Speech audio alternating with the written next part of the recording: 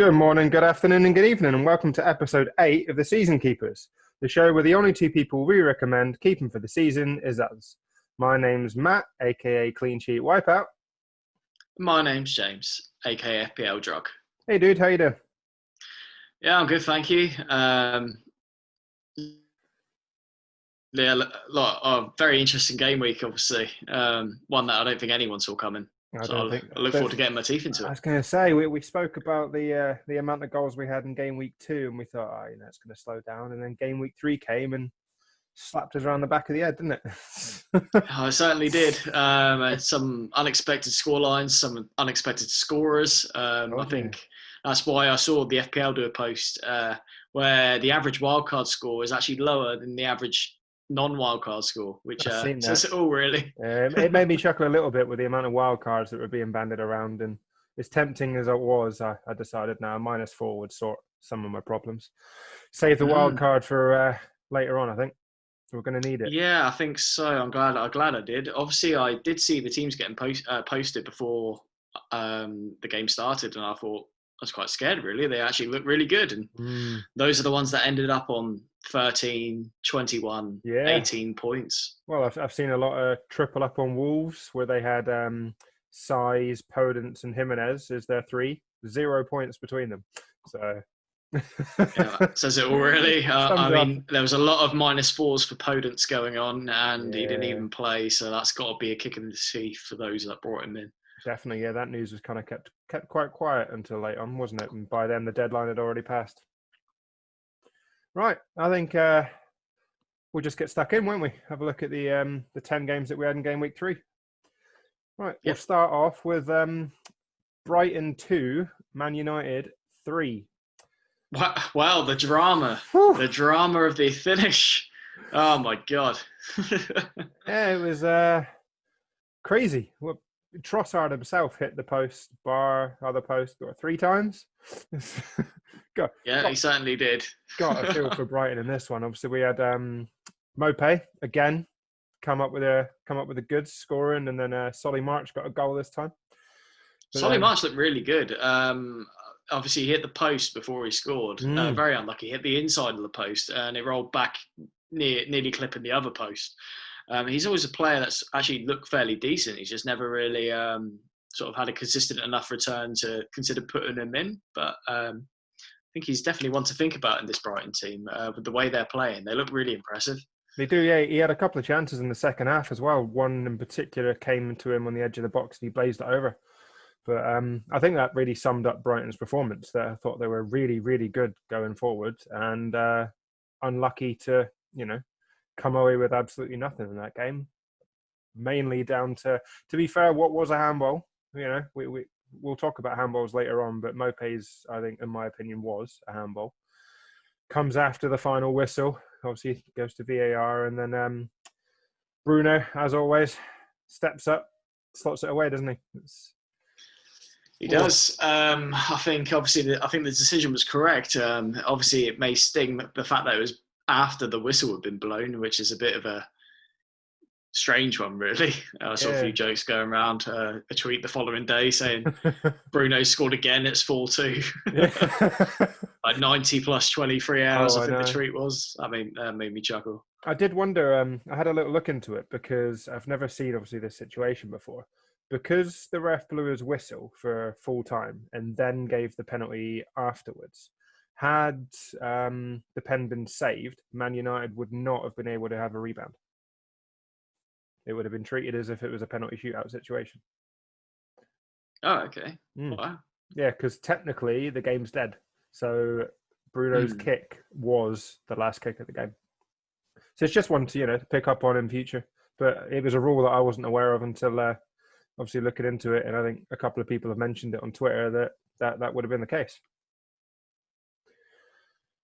Assets. I was not aware of that. Yeah, no. Assets, yeah.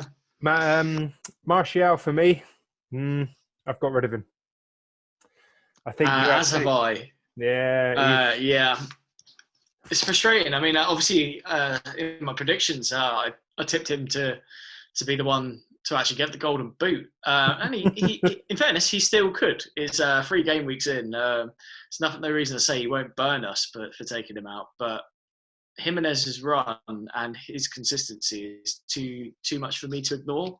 Yeah, agreed. Even after their performance, obviously, which we'll touch on later, I'm still happy to have him in my team and look forward to him playing Fulham. Yeah, I think for me, obviously, I took out Martial just because I don't think it looks quite right at the moment, and it's not gelling. I think if I was to have someone, it would probably be Rashford at the moment. So, obviously, positionally, he's now a midfielder, which helps, and I think there are better forwards to have in the game at the moment. So I may not, might not be the end for Martial. He might come back into my team, and he's at a price drop. So I think he's now 8.9. If Martial's fit and firing, and he could be that 20-goal a season striker, 8.9 million's a bargain. But I wouldn't be jumping in on United just yet until we start to see a bit more consistency. And that might be, after the transfer window shuts, when all these Sancho rumours and stuff disappear. Potentially, they may gel or hit form sooner. But yeah, their fixtures don't look particularly great at the moment. And then you've got that up against Jimenez's fixtures. It made sense to move him on for Jimenez. So he may come back in my team. He's always going to be someone I'm going to be keeping an eye on. Yeah, no, agreed. I think for Brighton, we've probably got, like you mentioned, Solly March, Mope, and I think Trossard as well. He was unlucky not to get a goal or even 2. So I think those 3 going forward, pretty good assets for Brighton, to be fair. If you're looking for a cheap option into an attacking side, they're probably the 3 to look for, aren't they? Yeah, I agreed. I think Mope's good value as well. He's starting to prove. Yeah, no, definitely. He may be a consistent pick to have.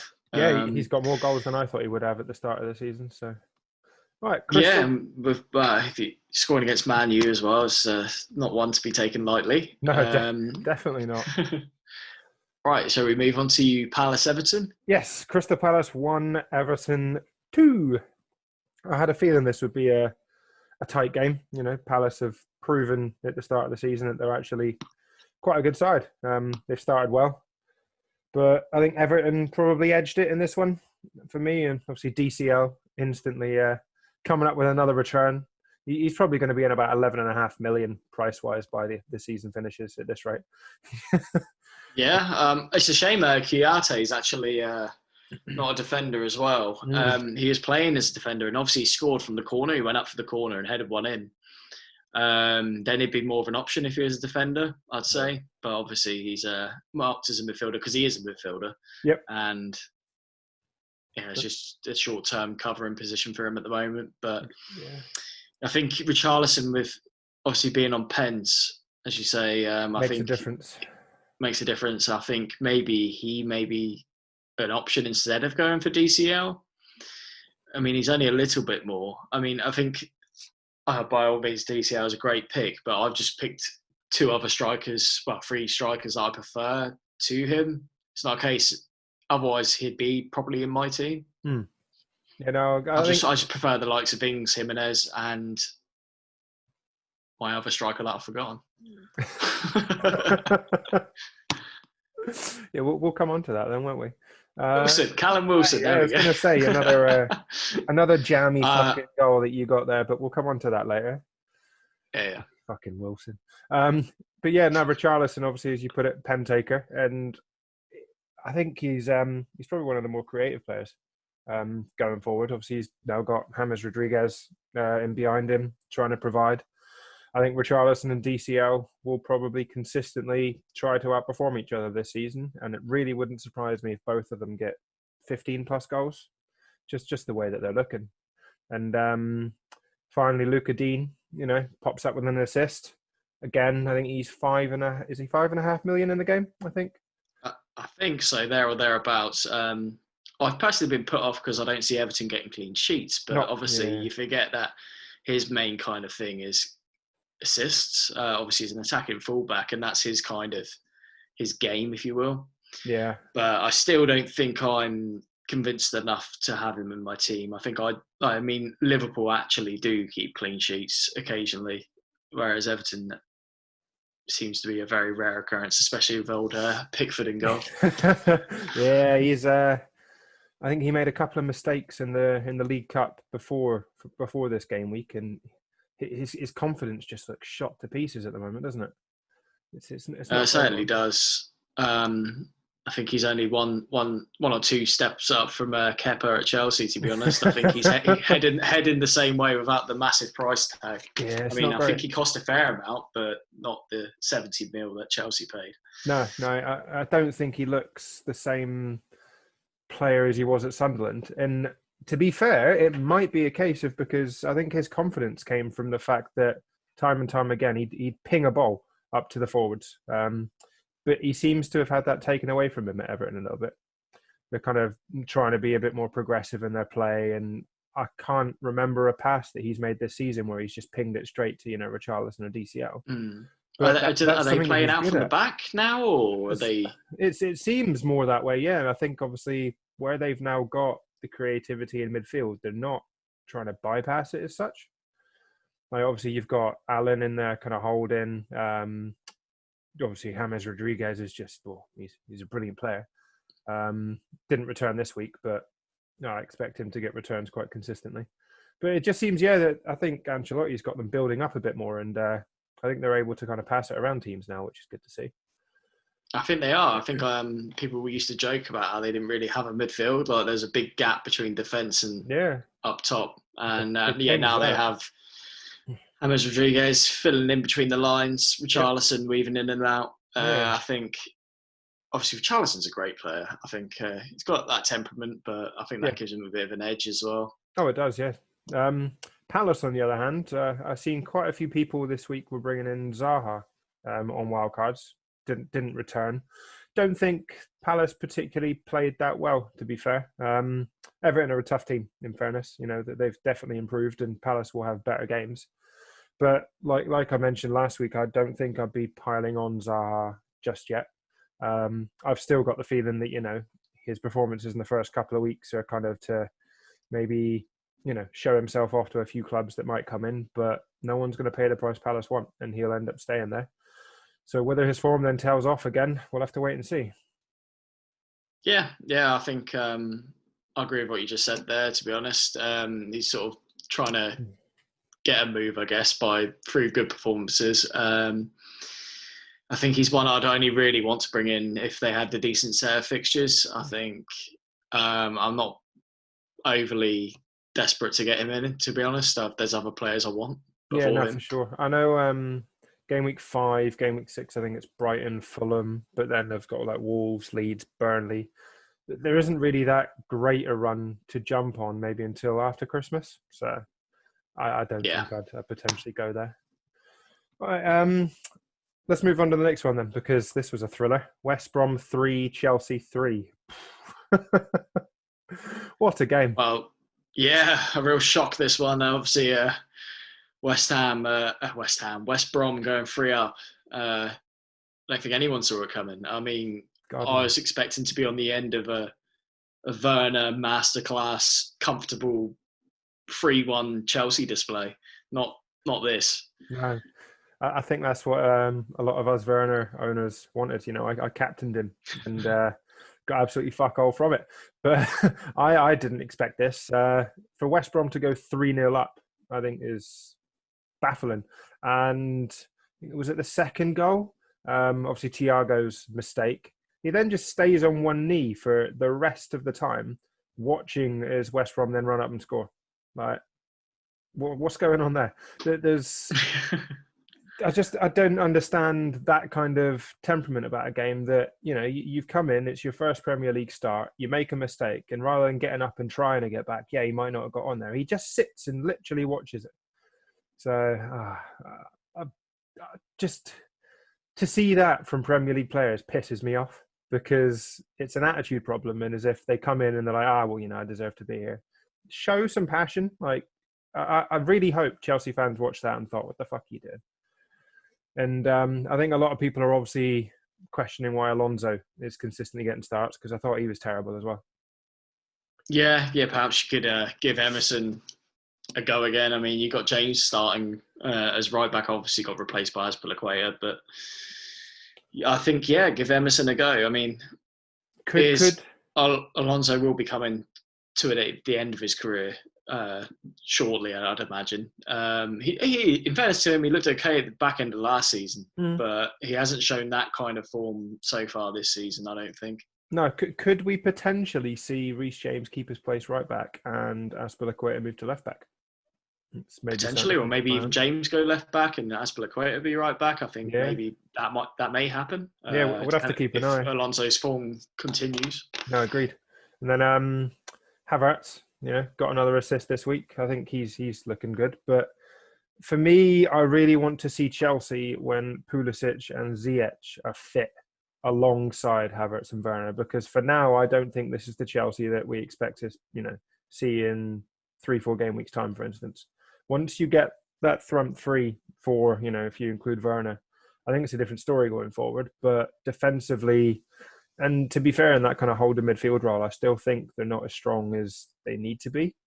They've spent the money up top. Obviously, they've brought in a new goalkeeper now.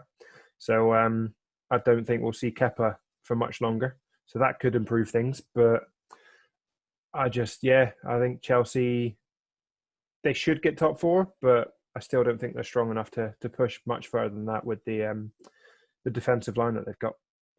Agreed. I think they miss Pulisic.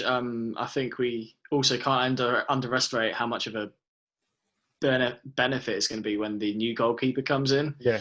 If he's anything other than shit, I think he's going to do a decent job.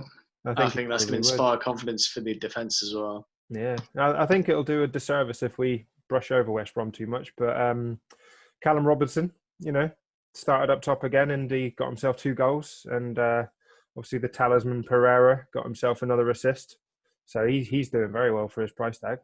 But Callum Robinson's been a surprise for me, I don't think... Yeah, I think he had very good stats, actually, from... I think he was on loan at West Brom last season in the Championship, from I think he was, my memory. And I think he scored quite a few. Because I actually, at the start of the season, looked at who scored well in the Championship and so on. Okay. And he was right up there. But then I was like, oh, he's at Sheffield United. There's no point or whatever. But then obviously he's got the move to West Brom. Yep. So now he maybe want to consider. I think he's 5.5. I think he is, yeah. Save a bit of money there. I've also seen rumours of actually Brewster moving to Sheffield United at 4.5. Yep. I've seen that today. That. Yeah, 4.5. It was that's his price, but that's not the fee. No, I think it's the fees in around 14-15 million from what I've seen, maybe. I think it was 15 mil. Yeah. The rumours were going around today. So obviously if that's done before deadline, those that have still got their wild card, I expect Brewster will go straight into that front line because Sheffield United are yet to score this season. Yeah, they haven't. I was going to say, do you reckon he'd start? I think he will. Yeah, they need improvement there, and obviously we'll come on to them. But I think he'd be a great acquisition. All right, let's move on to the 4th game and maybe slightly happier terms than my rant last week of Burnley 0, Southampton 1. Danny Ings again, fucking me up. Mr. Consistent. Yeah. I think I don't need to worry about Ings. I don't even care who he's playing. If he's playing away at City, he's in my team. If he's playing away at Chelsea, Man U, start Ings. Just start him. Yeah. Because more often than not, he'll please you. If I hadn't already made a transfer to bring in Jimenez, Ings would be the one that I'm bringing in because... Especially with the price drop as well. I know. It's a horrendous mistake that I made, and I own up to that. Ings to Martial after game week 1, it was terrible. But I thought we played better.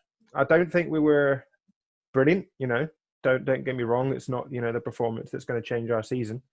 But to get a result away to Burnley in the manner that we did, scoring early and holding on. I'm not necessarily holding on, but being able to keep that clean sheet, I think is a big step for us. And you could see it at the end, obviously, the passion that Hasenhüttl showed on the touchline once we got those 3 points. It meant a hell of a lot to him too. So, it's good to see. I love his passion. He proper punches the air with his fist. Oh, I love it. I basically do the same thing myself in my front room. Don't we all? I think that was a great defensive display from Saints. It's kind of like the complete reverse of what we'd seen the previous week. And even McCarthy looked stronger. Oh, his save was unbelievable. Fantastic save. I can't remember. Was it Charlie Taylor? It was Absolutely Charlie Taylor. smashed it. Yeah, he did. I Yeah. thought it was in. Like as soon as he hit it, I was like, oh, for fuck's sake. But As a Taylor and cracking save. McCarthy owner, I was kind of not sure what I wanted to I was happen. going to say, yeah, you probably wanted that to go in from Taylor, but obviously from a Saints perspective, definitely not. As a Saints fan, I think I'll just side with my McCarthy ownership and just keep it out, to be honest. Of course, I am enjoying the partnership that Ings and Adams seem to be building together as well. Like that cutback from Adams was more, I think, instinctive than anything, because he knew, or seemingly knew, that Ings would be the one running into that space. Like you don't have time to look up in that situation. You just have to, cut back. And Ings was there, but I think Adams is 100% cemented his point in that squad as a starting lineup. He's finally, obviously got a return and an assist, but he's due a goal. He's putting in the effort. Oh yeah, he definitely is. I think you touched on the chemistry between them there. I'd agree. They're forming quite a strong partnership, those two together. Yeah, I think so. You can sort of tell when strikers are in sync or not, and I'd say they're definitely in sync. I think it's just a matter of time before Adams delivers. I think obviously got an assist, but I think the goals are coming for Adams. I'll be frustrated as an Ings owner. I'll be crying at the screen that it should be Ings. I mean, it costs more, but yeah, I think the Adams returns are coming, guys. I think it's something that Saints have lacked for a while as well, like in that partnership up top, because we've constantly kind of rotated between, Obafemi and Long, who's going to play upside alongside Ings. And I think finally we've probably stuck with Adams. He's had this season, last season, to cement himself, as we've touched on before. Post lockdown, he kind of came good, really, and I think he's kind of shown that form moving forward. He just looks like he wants it now, whereas I think last season he had his moments where he looked a little bit lost, and that's kind of changed. For me, another change that actually took me by surprise, but I thought he played really well, was Vestergaard came in for Stevens. I think this is something, because I've noticed previously Hasenhüttl seems to bring in Vestergaard for, games against the likes of Burnley that are more resolute, stronger performances. He seems to kind of trust him there.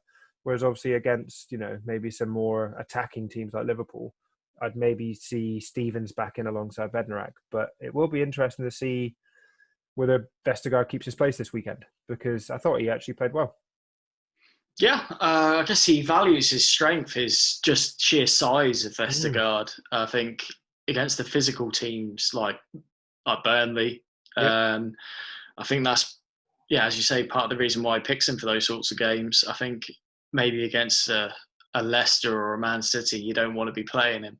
No. I think he's not agile enough to be playing those sorts of games. But against the big brutey teams of like Burnley, Sheffield United, you're probably going to want to be playing Vestergaard potentially. Yeah, I think it's good that maybe Hasenhüttl's found that as well, because we all know that Vestergaard has his moments.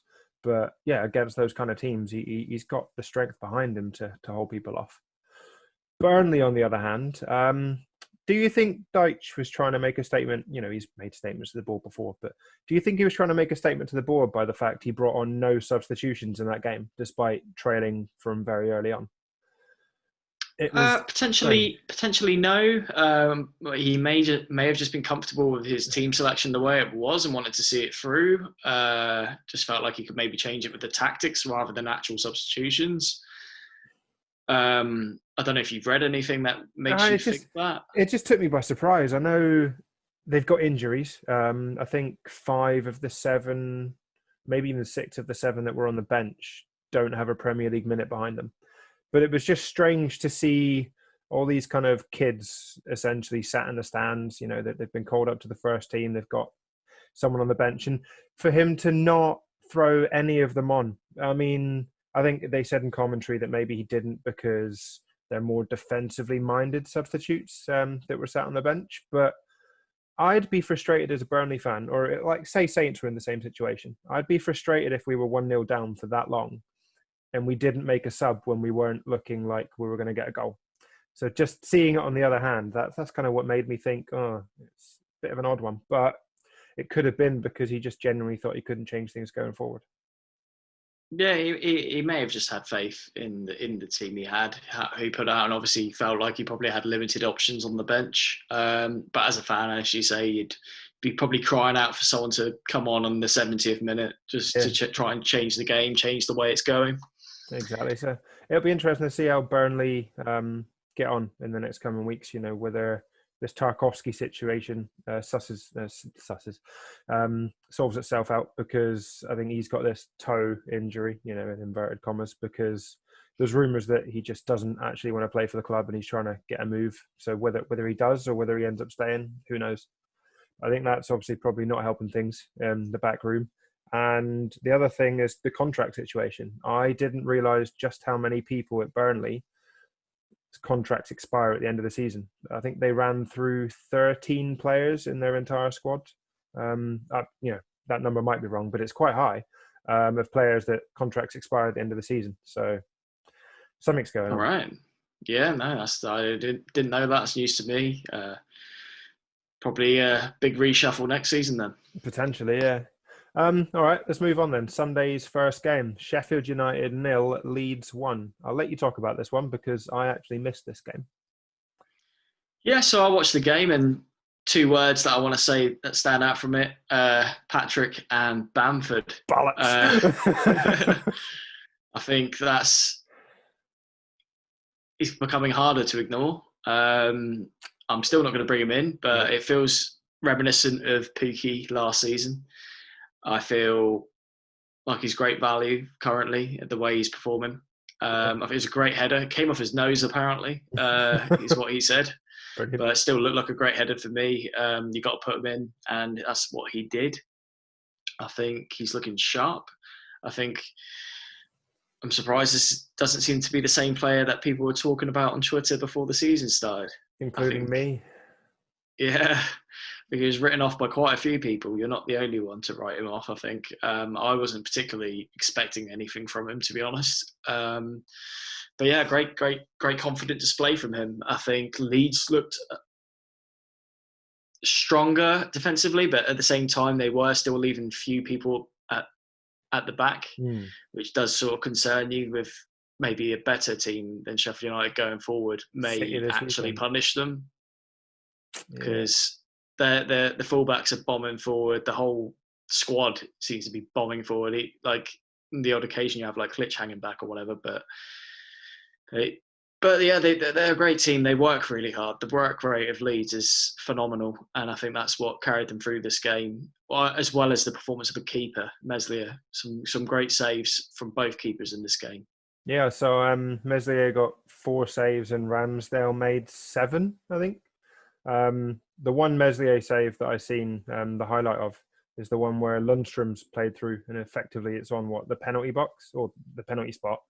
Places it, and Meslier must just guess on where that goes, but cracking save to stop Lundstrom there. And I think I also seen online that Dallas looked particularly good going forward. He was having a few shots from the edge of the box. Yeah, quite a few shots, to be honest. I think he hit the shots tier and Sky for me. I've got him in my Sky team. There you go. Obviously, that's not good for FPL, but for FPL, obviously, if he's having shots, he has potential to score goals. And as a defender, that's extremely valuable. Yeah, I think this game was probably summed up by the fact that the top bonus points, went to Meslier for 3, and then obviously Bamford 2. So a resolute display from the goalkeeper, and then Bamford scoring the winner.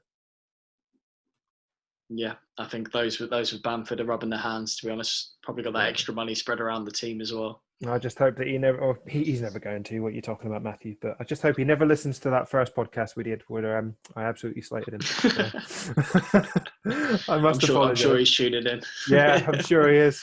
Right, let's move on to a controversial game this weekend. Spurs 1, Newcastle 1. Well, firstly, I didn't watch it, so I've only seen the Wilson decision, which is complete bullshit on behalf of a football fan. But as an owner of Wilson, I'll take it. Fucking nonsense. Ruining the game, I tell you, honestly. Spurs were dominant in the first half, in particular. Son hit the woodwork twice. Kane probably should have had a hat-trick. The Spurs just looked brilliant. They just didn't take their chances.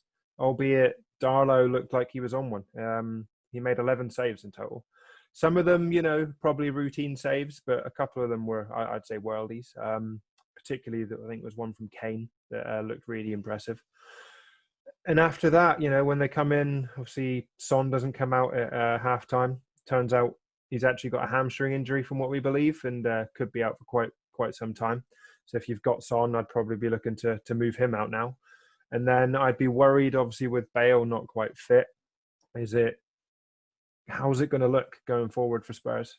You'll probably have Bergwijn in there with Lucas Moura kind of alongside Kane potentially, which could work, but it's no Son.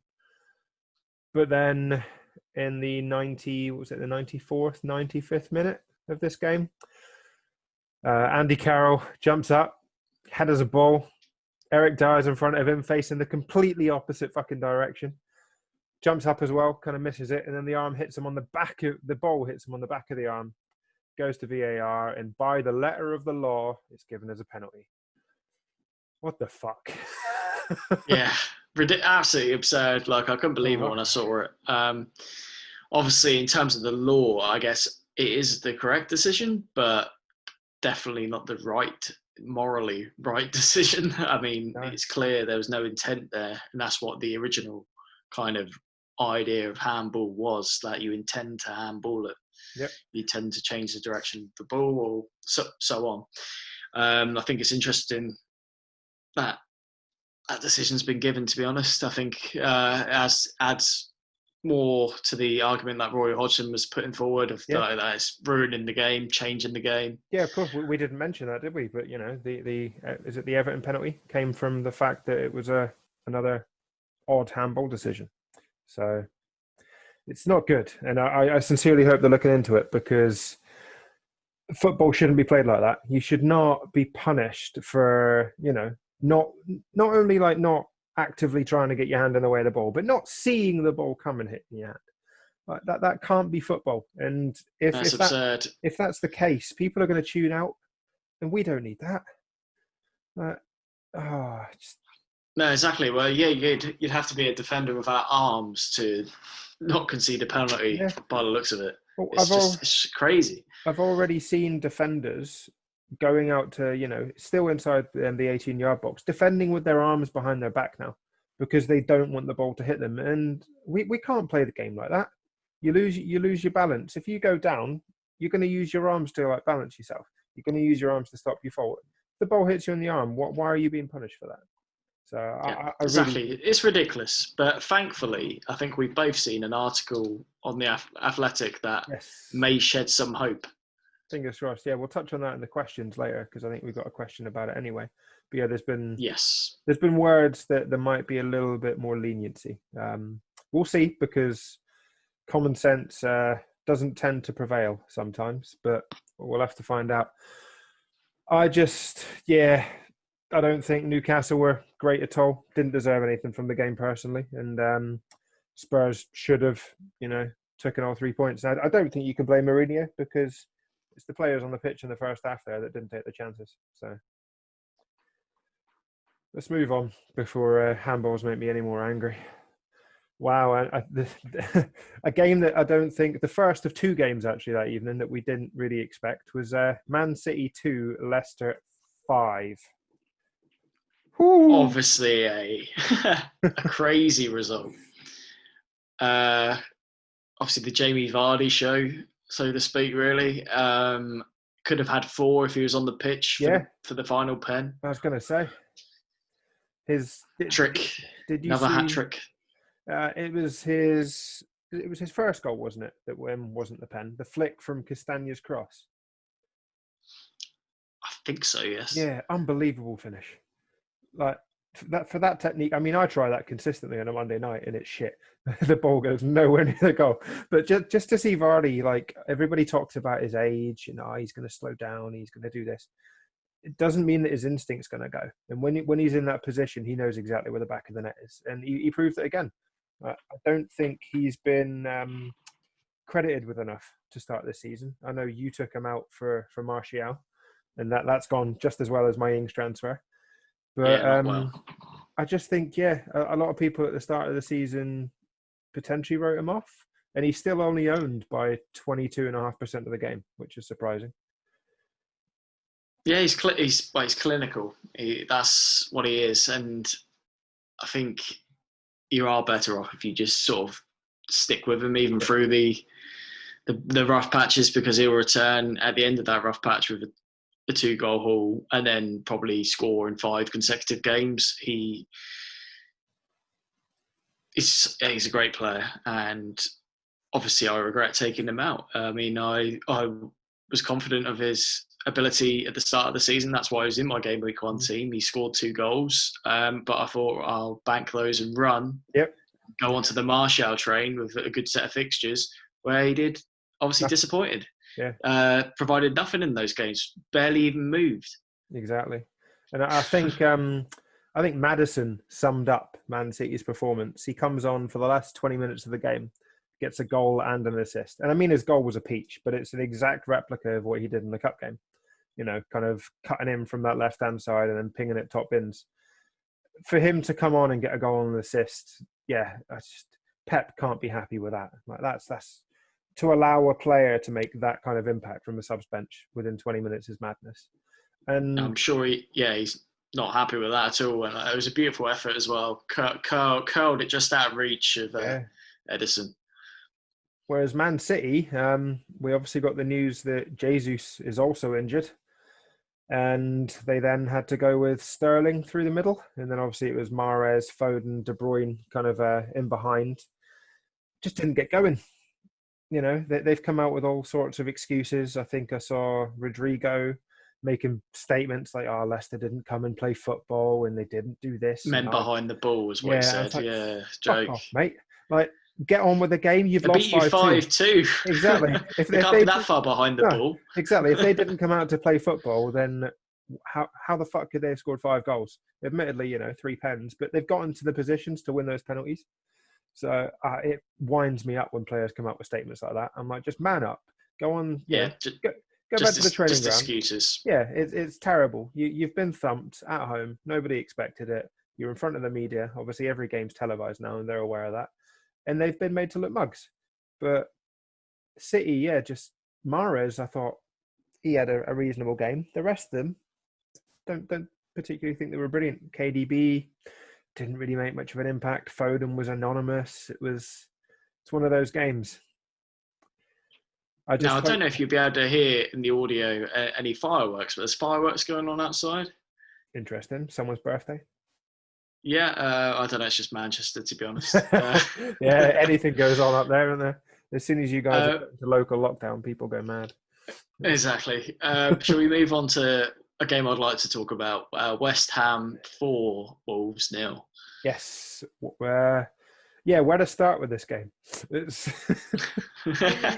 Souček could have had 2 or 3, to be honest. He was looking dangerous. I was like, oh my God, why is he so defensive? Like, he's so far back, and then he just slowly rewards his way through. Yep. Kind of box to box, and then before you know it, he's in there with a cracking header trying to score. Yeah. I was very impressed with him, actually. I mean, obviously he had his goal taken off of him because it was given as a Jimenez own goal, which I thought was unfortunate. In my opinion. But it only because you own him.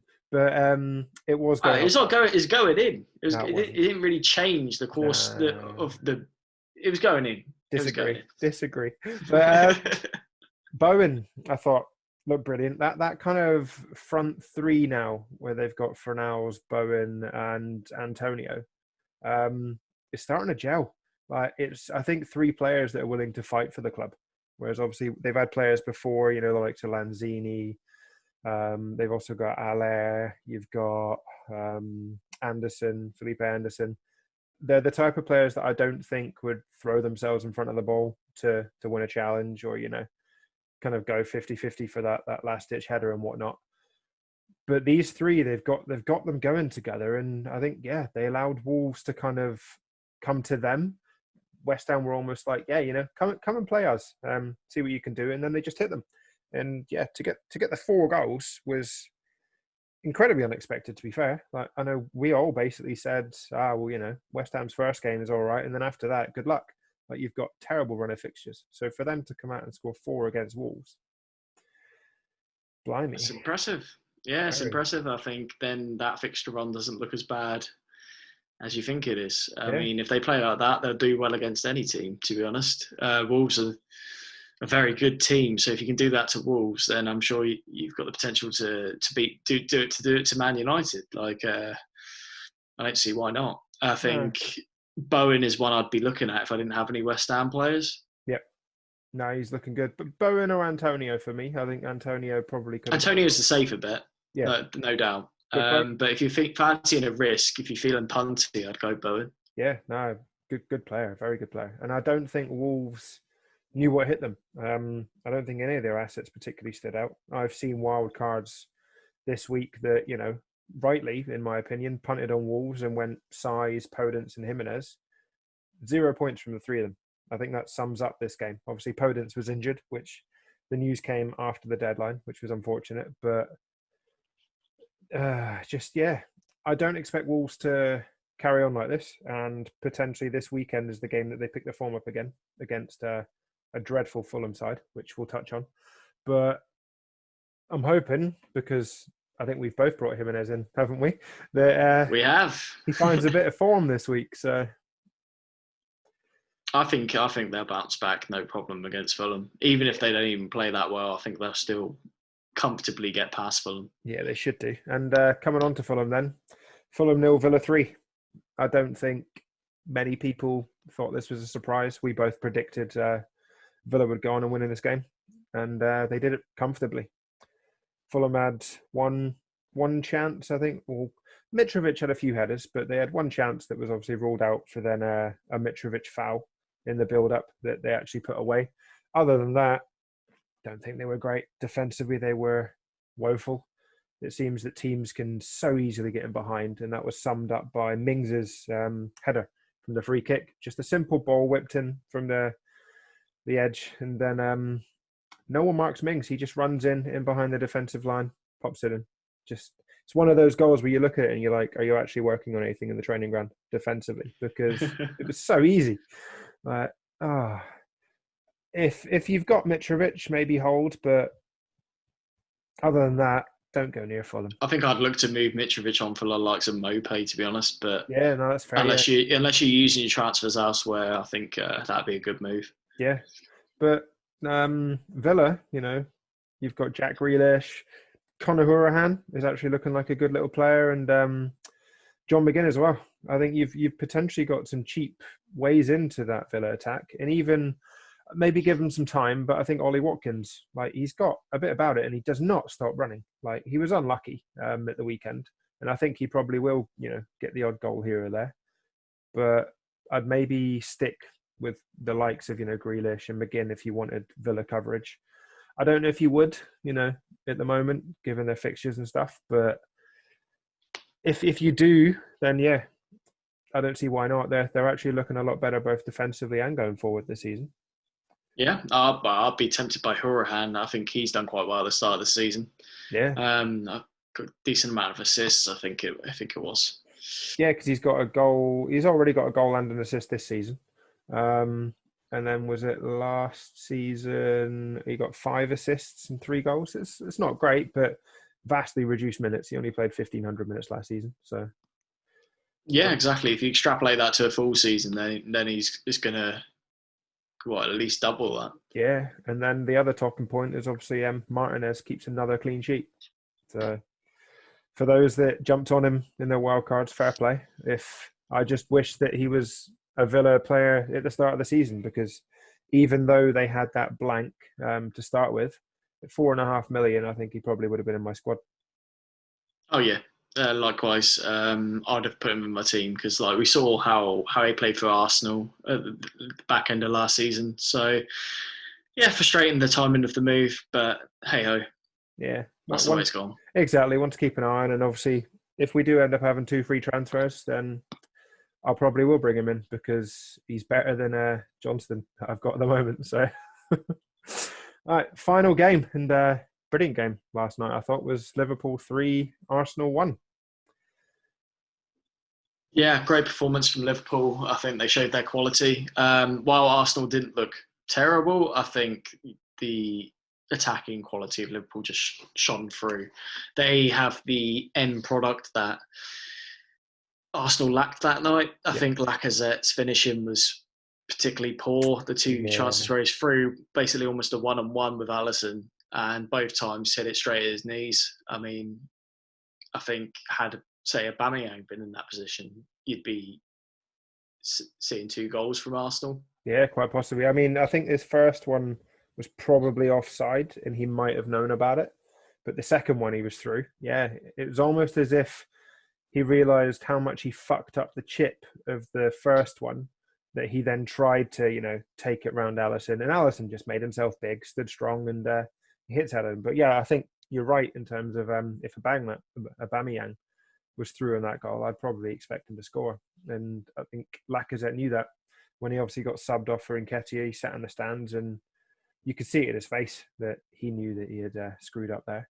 And it could have been a different game because it was 2-1 at that point and it would have been 2-2. So, But yeah, they were very much in the game. They were looking dangerous on the sort of the counter there with Lacazette. Just didn't have the end product. But whereas Liverpool, obviously, very impressive. The fullbacks in particular back on form. Yeah, good to see them. Yeah, very relieved to see Alexander Arnold getting a return. Obviously, smashed it at the bar. Obviously, it was a deflection from, I think, was it Bellerin? I think he hit Bellerin. Yeah, I thought it was in. Oh, yeah. I was getting ready to jump up. Tell me about it. There we go. Yeah, no, it was unfortunate. But I think going forward, I wouldn't be shy if you have wildcarded or are looking to wildcard and you want to maybe spend a bit of money at the back. I wouldn't be shy of that double up of Trent and Robbo again because I think they're proven once again that they're essentially midfielders. We've said this before, but we don't get those two in for their clean sheet potential. You get them in for their attack and returns, and the clean sheets are a bonus because they're going to be the top two defensive assets again this season. They're going to massively outscore anybody else, and they're now hitting form. Only 3 games in, so it's a worry for any other team coming up against those two. Oh, definitely. I think when you compare their price to the price point for a midfielder at that price, you'd pick the duo over them all day long. Yep. I think obviously, I guess you've got James Rodriguez at 7.5, but other than that, I think they're in that price range. You want to be spending your money there, to be honest. Yeah, no, I agree. Maybe those two and a cheap defender, 4.5, and then spend the rest elsewhere in your team. Yeah, it's probably a decent strategy to go. And obviously, you've got Mane and Salah once again, kind of getting attacking returns. I still think personally Salah is the better asset going forward, but Mane looks sharp. Potentially, in my opinion, I don't know what you think of this. I thought he should have been sent off in the early stages when he quite clearly throws his arm up. Mane? Yeah, it was horrendous. Like, it's the sort of thing you see Fellaini and players like that used to do and get sent off straight away. I thought he was in trouble. As soon as you seen the replay, I thought, oh no, Mane's potentially. I think he had to go. He should have gone. Yeah, you could see what he was doing. Clear intent, but they got the luck of the draw and they went on to win the game. And Jota, came on. As soon as he came on, I thought, oh, he's going to score here. He looked lively, and he had one chance where he fluffed. The second chance where Salah just takes it off of him for no apparent reason. And then he gets his third and he slots it in, doesn't he? So kind of shutting us up a bit because last week I think we both said I wouldn't touch him. And I still wouldn't. But if he's going to get 20 minutes at the end of a game, he's got it in him to get a goal, particularly, when teams are tired against Liverpool. They've been run ragged, and then you've got Diogo Jota coming on. He wants a goal. So yeah, a lot of energy. Obviously, as you'd expect for someone that's only playing 20 minutes of the game. Yeah. But he looked lively. He looked strong. He looked dangerous. But again, it's the minutes is the concern. Yep. If there was to be an injury to, God forbid, Mane or Salah, then you could look at bringing him in. Yeah, because I But think other than that, I think it's a bit of a risk. yeah, I think obviously we were both surprised by that transfer, but you might have hit the nail on the head last week with your comment about the fact that maybe Jota was brought in because he's not that inspired by Minamino. And I think that was proven by the fact that Jota came on before him. So Yeah. No, yeah, I think so. I think whilst Minamino is a good player, I don't think he's good enough for Liverpool potentially based on what we've seen so far. But no. obviously he's had limited kind of minutes and exposure. It's kind of been in Europe or League Cup sort of games like that. That's where he's had his minutes. But when watching him, I think he doesn't really pass the eye test, so to speak. I No, think I'm more no, confident exactly. watching players. Jota looked better in those 20 minutes than Minamino's looked in almost every game he's played. Oh yeah, definitely. So it'll be one to watch, I think. But unless they get an injury, I wouldn't bring him in. I think that sums up our review of game week 3. Should we touch on our own teams? I think we can, yeah. Go on then. I'll let you go first because I think you had a slightly better week than me. Well, yeah, and quite an impressive week for me, I think. Better than most. I saw a few shockers out there. God, yeah. And yeah, it was going okay for me before I even had my captain playing on Monday night.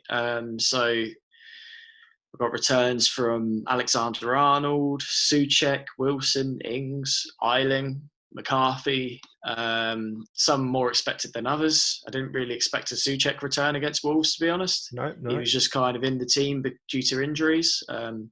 No Son Maximin, no Tierney. Well, Tierney obviously played, but he was on my bench. So I favoured Souček, and yeah, great performance. Got a goal. Well, a assist. Could have had more. I think could quite easily have had 2 legitimate goals. From his performance, he looked dangerous in the air, very strong, and just sort of crept up unmarked in the box. That's what he seemed to be Yeah. good at during that game. Sort of went under the radar a bit. So one to think of with me with potential fixtures. So I think he's first on my bench currently, but I may have to sort of Okay. rejig that. Yeah, no, that's an interesting call because they play Leicester away this weekend, isn't it? So Yes, they do. I'm just favouring Dean Garner at the moment hmm. against Saints, but it may change. Yeah, he's got the potential of return.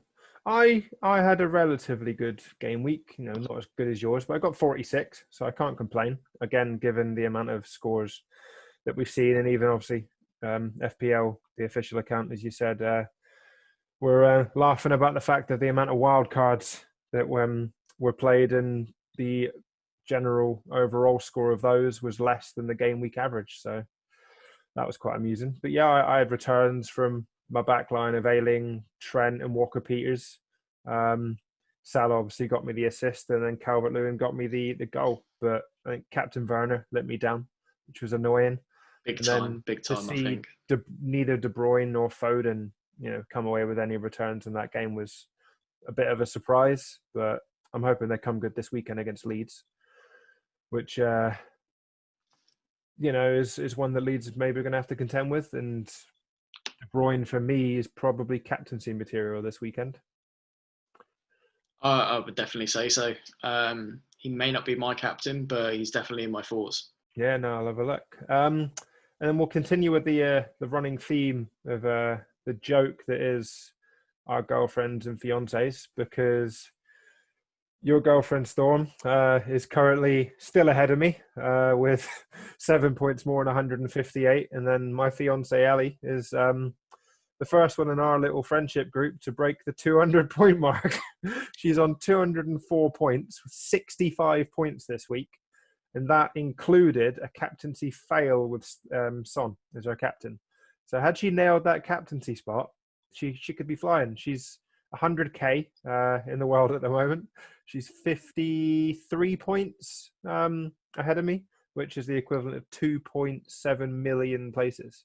So it's crazy. For all of our listeners, what a performance! Oh God, yeah. Well, for all of our listeners, this is my last pod, and next week you will be hearing Ellie sat here with James because she clearly knows what the fuck she's doing. So, new co-host. it's a goodbye from me, and it's been a pleasure. Hey. Oh dear. No, I'm sure things will turn around. But a fantastic start from her. Anyway, I think the Alexander Arnold Robertson double up definitely helped her. Yeah, 100%. But points across the board for her, really. Yeah. All right. Well, let's move on to game week 4 then, and I think there's some interesting fixtures this weekend. We've obviously got the one that I've mentioned, Leeds Man City, which is 5:30 on Saturday. We've got Man United Spurs, big game on Sunday. Liverpool are away to Villa, and then it starts off with Chelsea against Crystal Palace as the first game on Saturday. So I think that there's quite a few. A few interesting ones. One I'm particularly looking forward to is Leeds Man City. I can't wait to see how that unfolds. With the sheer intensity of obviously Leeds versus the quality and creativity of Man City. Yeah. I think it'd be interesting to see how KDB plays in that game, whether he takes control of it, I really hope or so. whether Leeds' style makes it difficult for Man City. I don't know. Yeah, Bielsa versus Pep. I can't see Leeds changing the way they play. I think they'll still be bombing forward and trying to get in behind. And I mean, Leicester have shown that you can get there. So I expect Leeds players would have been watching that game and thinking, "Oh, wait a minute, like we could win this weekend." So they'll go in confident. They're playing well. I can see it being a thriller and a lot of goals. To be fair, I don't think Man City will keep a clean sheet. Yeah, I wouldn't be surprised to see a repeat of the Leeds-Liverpool game. Yeah. Perhaps maybe Leeds winning, maybe even Leeds might win 4-3, to be honest. Probably more likely to be Man City winning 4-3, but that's the game I want. That's the game I'm expecting, actually. I'm expecting a thriller. So bring on the 0-0. Oh, God, yeah. I think that's one of the reasons why I'm edging towards De Bruyne captaincy, just because I think there will be goals. And if there are goals for Man City, I expect him to be involved this weekend. So are there any players this weekend that you currently don't own that you'd want to own? Would have been Jimenez, but obviously got Jimenez now. Got him in. Potentially Jamie Vardy, obviously, against West Ham. Say if West Ham go back to the way they normally play. Yeah. I think Vardy would be a steal, a great player to have in your team, especially on the back of the performance he's just had. I think he's very much a confidence player. When he goes on those runs, he tends to score in consecutive games. So I think it's between him and Bruno for me, Bruno Fernandes. Okay, yeah. No, interesting one, obviously, against Spurs, and we know he's on pens. So for me, I think he'll get one. Yeah, I think for me, Vardy is probably number one that I'd want to bring in, but I can't. And the other one would be Danny Ings. I just think, again, he's going to return this weekend against West Brom. And to stick two fingers up at me as he goes on to celebrate for taking him out. But I hope so. That's FPL, isn't it? So, mate, don't get me wrong. I'll be cheering when he scores because it's Saints at the end of the day. It's just frustrating, but it's one of those early moves that I made, and it's my own fault. So, all right, time's pushing. So, should we get on to the questions because we have quite a few this week? Yeah, let's whistle through them. Go on then. Right, first question was in from FPL Thomas. What has had the bigger impact on this season so far, VAR or no fans? Obviously, both have had a considerably large impact. But in terms of FPL, I think VAR, for me, the amount of penalties that are now been given, rightly or wrongly, with the new handball law, I think the pens are going to have a huge impact on FPL. So much so that everyone's talking about bringing in pen takers. I think we've got another question actually regarding the pen takers, but I think the bigger impact in terms of FPL would be the VAR for me. Okay, yeah, I think you're probably right in terms of FPL with VAR. I think from a general game perspective, I think no fans is having a bigger impact, my point of view, because I think players are a lot less edgy than they potentially would be. If they haven't got the crowd on their back, they're playing with a bit more freedom, which is maybe why we're seeing a lot more goals and a lot more results that we wouldn't necessarily expect, because the likes of West Ham, for instance, have gone out there. There's no crowd. If they make a mistake, no one's there to get on their back, and then they can go and play their game. Whereas, we've experienced this as season ticket holders before, that, you make 2 or 3 mistakes, you kind of look on the back foot, the crowd starts to get a bit edgy and there's noise and players look nervous, but you're not getting that at the moment. So, yeah, I think for me, the whole, this season is going to be a bit of a strange one, because I don't think we're going to get crowds potentially, for most of the season.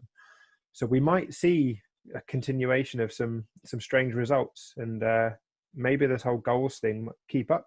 We might see 20, 25 goals a week continuing. Yeah, it may well do, and then obviously, then you've got to be more inclined to move away from defensive formations and into the sort of 3-4-3s and 3-5-2s of the world. Yeah, agreed. Second question, which we've kind of touched on, was FPL Red Arrow. Shall we just get all the penalty takers in? Well, as tempting as it is, and I do see the logic in it, I wouldn't just chuck any old pen taker in for the sake of it. But obviously, if they're a great FPL asset, aside from pens anyway, like Charlison, whether or not they get pens, he's still going to be scoring anyway. So I think it's like an added bonus that he takes pens, and I think that maybe makes him potentially more appealing than, say, obviously James Rodriguez, or obviously he's different position, but maybe over Calvert-Lewin. If you think he's going to be on pens for Charlison, then I think that does add an extra dimension, because obviously that gives the potential for bonus as well, provided he scores it. So yeah, I wouldn't chuck any old pen taker in, but no, agreed. I think a lot of the good assets in FPL at the moment are pen takers anyway. So obviously you've got the forward line, you've got Vardy, you've got Ings, you've got Jimenez, you've got Richarlison. In midfield, you've got Salah, you've got De Bruyne, you've got Bruno Fernandes. Obviously, they're renowned pen takers. Players like Klitsch, for Leeds, if you're looking for more of a budget option, then maybe you could go down that way, because that he's on pens and he's potential to get the odd goal or assist. But I wouldn't necessarily get, say for instance, Milivojevic from Palace when he was playing last season. I know he hasn't really played this season yet, but when he does play, he's generally Palace's pen taker. I wouldn't be bringing him in just because of this whole pens thing, because I think it's a waste of a transfer and probably a waste of a good spot. But pens is one to watch. I'd agree with that, to be honest. Whether this handball rule keeps up is to be seen. But pen takers, I think generally we've probably all got 3 or 4 anyway. So, question 3 in from FPL Dronic. I'm thoroughly enjoying listening to his podcast as well. So I know he's a listener of ours, and thanks very much. Given the odd results and start to the season, do you think this year will be more luck than trusting what we should work? I personally think no. I think this week was just a strange one. But over the course of the season, I think the good decisions made by consistently strong FPL players will shine through. I think you always get these weird moments in seasons. Obviously, you get double game weeks and things like that as well. But I think generally it's about your decision making. And it's all obviously based on risk, like who you think is going to haul, who's not going to haul, what players you can go without. Those decisions, I think, overall average out over the season, and then the stronger players will perform. Yeah. And there is an element of luck, but I think the stronger players, you see them, they're consistently getting those high scoring finishes. It's not all luck. It's from judgment as well, in my opinion. Yeah, no, I'd probably agree, because it doesn't surprise me that we've had these high-scoring games and the odd strange results so far, because we haven't really had a pre-season, and obviously some clubs had a bit longer rest than others with Europe. So I've not been overly surprised. It's been good fun to watch, and maybe a little unpredictable.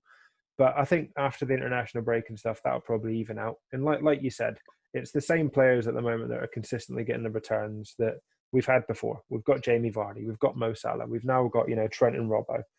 Bruyne's obviously had his returns. Aubameyang, for the first couple of weeks.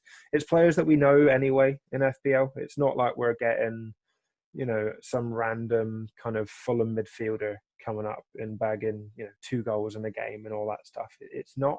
It's your consistent performers. So I think, yeah, we just keep with it. I wouldn't worry about OR for now either. I think there's a huge discrepancy, particularly amongst what we see as the FPL community and Twitter. But I wouldn't worry about OR until game week 10 potentially, and then things should hopefully start to even out. Question in, good to see him. Runner at 9. With all these games staggered across the weekends and wanting to watch them, are we all in line for breakups and divorce? Look at this Sunday, we could be footballed out. Well, great question. Something I've been conscious of, actually. I've been watching a hell of a lot of football. Yeah. And then thinking, well, hang on, what am I doing with my weekend? I've got loads of things I need to be doing. But obviously it's great fun. But I think at times you can get a bit burned out by it. So I'm going to scale back a few of the games and try and get in some of the things I want to do in my personal life. Yeah, no, I think I'm probably going to take a similar approach. This Saturday, for instance, I'm away with family. It's my niece's birthday, so we're taking her out. Sunday, on the other hand, I probably will end up watching 4 games in a row, but more, I've got nothing else to do rather than anything, because I've now got a hernia, which is a pain in the arse. So I no longer have my Sunday league football. So I'll be here for the Saints West Brom game, and in doing so, I'll probably end up just watching a lot, unless Ellie kicks me out of the bedroom. So, well, it gives us plenty to talk about, doesn't it? It does, exactly. It keeps this pod going. So that's the thing. As long as we've got the games covered, that's what the listeners want, right? Right, should we go for the last question? Yeah, final question. David Strom. Could Mane instead of Salah be a good route into the Liverpool attack going forward? Salah has pens, but Mane looked a lot sharper yesterday. Personally, I prefer Salah. I'd say I'm firmly in the Salah camp. Yeah. If you were to take the penalties away from him, then maybe I'd be thinking more inclined on their actual game-by-game performances. But I know they'll get pens and then he will score them. So I think overall that gives him the edge, especially when they're they're pretty much the same price. Obviously, Mane's, I think, at 11.9 and Salah might be 12.1. Yeah, I think so. Salah, for me, I'm pretty sure he's outscored Mane almost every year in FPL. I think he will again. Especially his first season, obviously, he got 33 goals. I think Salah is capable of that this season. Yep. Wouldn't surprise me. He just... Salah's greedy. We all know that. But that's a positive for FPL. I know he has his moments where, for instance, last night, he could have quite easily squared the ball probably across the box to the likes of Mane or Firmino that were in the middle. He tried to take a shot. The other moment where he takes it off of Jota, he's got that greed about him, but he's going to get goals from it. So whilst I'm a neutral and I have him in my team, and not a Liverpool fan, I'm not going to worry about that. I just want him to get goals. Oh, yeah, it's what you want to see from the FPL player. You're like, no, don't pass, shoot. Well, Salah's doing that. Exactly. Before we finish, I've just seen the team lineups for the cup game tonight, Tottenham versus Chelsea. There's a couple of interesting points just worthy of note. Reguilon gets his first start for Spurs. Looks like they're playing a 3-5-2. Bergwijn and Lamela are playing together. And interestingly, Giroud starts up top for Chelsea, but Werner also plays with Mount and Hudson-Odoi in behind. So hopefully Tebow gets on the score sheet this week. Against what seems like quite a strong Spurs team, gets a couple of goals, and they can go into the weekend firing. That partnership might work. Giroud, the big man, the fast forward, and Werner. I think that might work. Agreed. So I like the idea of that, to be honest. One to keep an eye on. So I think I'm going to turn this off shortly and then get watching that game, because I think that'll be an interesting one to see. All right. Well, I think that probably ends the show for this week. It's been another cracking game week, and hopefully this weekend is very much the same. As always, just want to thank everybody for watching on YouTube and subscribing, and then listening to our pods and commenting to us on Twitter. Really is much appreciated. It's goodbye from me, and pleasure talking to you, James. Yeah, it's been great. Thanks everyone that's been listening. I've really enjoyed this one, as always, and we'll see you next week. Yeah. Cheers, guys.